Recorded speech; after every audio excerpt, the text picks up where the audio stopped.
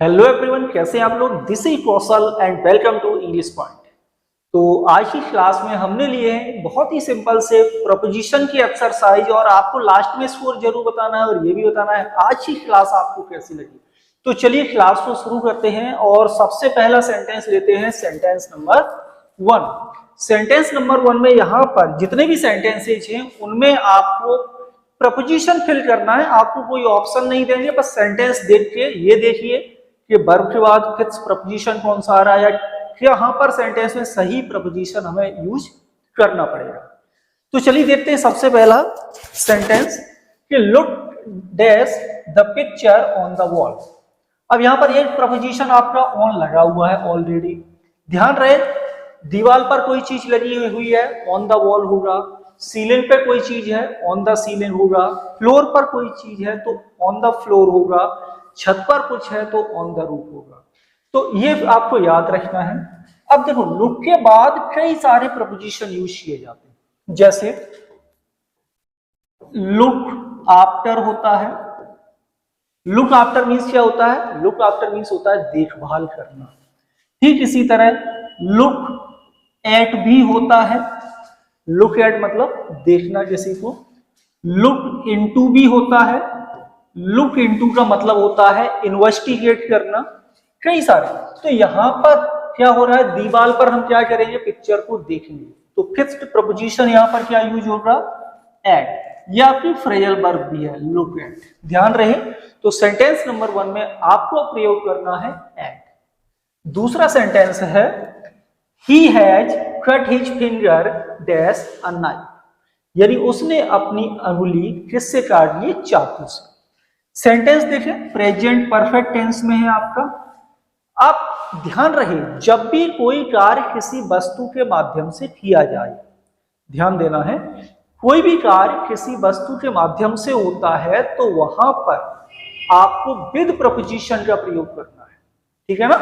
तो नाइफ से क्या हुआ, ये फिंगर आपकी कट हुई, तो यहां पर आपको विद प्रपोजिशन लिखना पड़ेगा। ठीक, ये ध्यान देना, विद ए नाइफ आपका राइट आंसर होगा सेंटेंस 2 में। तीसरा सेंटेंस है the novel was written. Novel को लिखा गया किसके द्वारा, अ फेमस ऑथर, बहुत ही प्रसिद्ध ऑथर के द्वारा। अब इस सेंटेंस को देखो, द नोवेल आपका क्या है, सब्जेक्ट है। वाज रिटन ये पास्ट इंडेफिनिट टेंस में पैसिव वॉइस लिखा हुआ है आपका, और जो लिखने वाला है, जो डूअर है, ये वो यहां पर लिखा हुआ है, यानी किसी के द्वारा ये कार्य हुआ है। सेंटेंस आपका होगा ये पैसिव वॉइस। तो यहां पर आपको लगाना है by preposition. Okay, next sentence है sentence number 4। He will arrive dash 7 PM।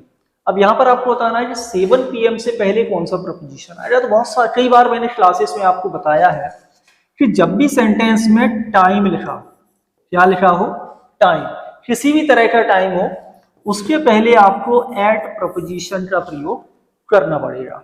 यदि कभी आपका सेंटेंस में डे लिखा हो तो इसके पहले आपको ऑन प्रपोजिशन का प्रयोग करना है।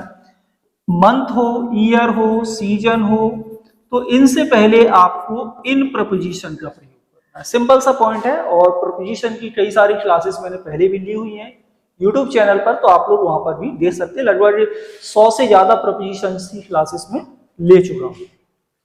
तो 7 PM क्या है, आपका समय है, टाइम है, और टाइम से पहले प्रपोजिशन आपको जो यूज करना होता है वो करना पड़ेगा एट। नेक्स्ट आगे बढ़ते हैं, और नेक्स्ट है सेंटेंस 5। सेंटेंस 5 है trains pass dash the tunnel, यानी जो ट्रेनें हैं वो कहां से पास होती हैं, टनल से पास होती हैं। इस सेंटेंस को देखेंगे, द टनल। टनल की कंडीशन क्या बनेगी आपकी, जब भी किसी भी ऐसी चीज से जहां पर से इस तरह से प्रवेश करें तो प्रपोजिशन प्रयोग करते हैं यहां पर हम थ्रू, या इस कंडीशन में हो तब पास करेंगे तब भी आपको प्रपोजिशन थ्रू का प्रयोग ही यहां पर करना पड़ेगा। तो सेंटेंस नंबर 5 में आपको प्रपोजिशन यूज करना है थ्रू। नेक्स्ट है सेंटेंस 6, और सेंटेंस 6 में है there are dirty spots dash the floor. थोड़ी देर पहले मैंने आपको बताया था कि फ्लोर, वॉल, सीलिंग, रूफ, इन सभी के साथ आपको जो प्रपोजिशन यूज करना है वो करना है ऑन। ऑन द फ्लोर आपका राइट आंसर होगा सेंटेंस नंबर 6 में। नेक्स्ट है sentence 7, leave the papers dash the table, इन्हीं पेपर्स को कहाँ छोड़ना है, टेबल पर छोड़ना है। तो मान लो ये आपकी टेबल है, ठीक।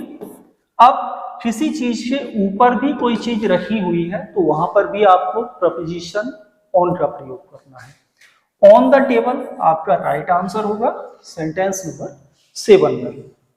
आगे बढ़ते हैं सेंटेंस 8, दे सेट, वे बैठे, ये सेट का सेकंड फॉर्म है, द ग्रास, घास के ऊपर। अब मान लो घास के ऊपर जो बैठे तो वो किसी चीज के ऊपर बैठे, ठीक उसी तरह जैसे टेबल के ऊपर कोई चीज रखी, ठीक उसी तरह जैसे फ्लोर के ऊपर, दीवार के ऊपर, सीलिंग के ऊपर कोई चीज है, तो इन सभी कंडीशन में हमें जो यूज करना होता है प्रपोजिशन वो ऑन करना है। तो यहां भी आपको ऑन प्रपोजिशन का ही प्रयोग करना है। और आगे है सेंटेंस 9, कि वी स्टूड डैश फुट, यानी हम खड़े हुए, किससे, पैरों से। पैरों की बात हो रही है तो फुट के साथ जो फिक्स्ड प्रपोजिशन आता है वो यूज होता है ऑन। ऑन फुट सेंटेंस 9 में राइट आंसर होगा। और अब है आपका last sentence, please speak dash English, कृपया अंग्रेजी में बोलो। लैंग्वेज है इंग्लिश, और लैंग्वेज से पहले प्रपोजिशन क्या यूज होगा आपका, इन, तो राइट आंसर हो जाएगा आपका इन सेंटेंस नंबर 10 में। तो ये हो गए आज की सेंटेंस के 10 सेंटेंसेज। आज की क्लास आपको कैसी लगी कमेंट के माध्यम से बता सकते हो। कोई भी डाउट हो तो वो पूछ लो। साथ ही साथ इंग्लिश पॉइंट के यूट्यूब चैनल को सब्सक्राइब कर सकते हैं, प्ले स्टोर से इंग्लिश पॉइंट का ऐप भी डाउनलोड कर सकते हो। और मिलेंगे आपसे अगली क्लास में। Thank you.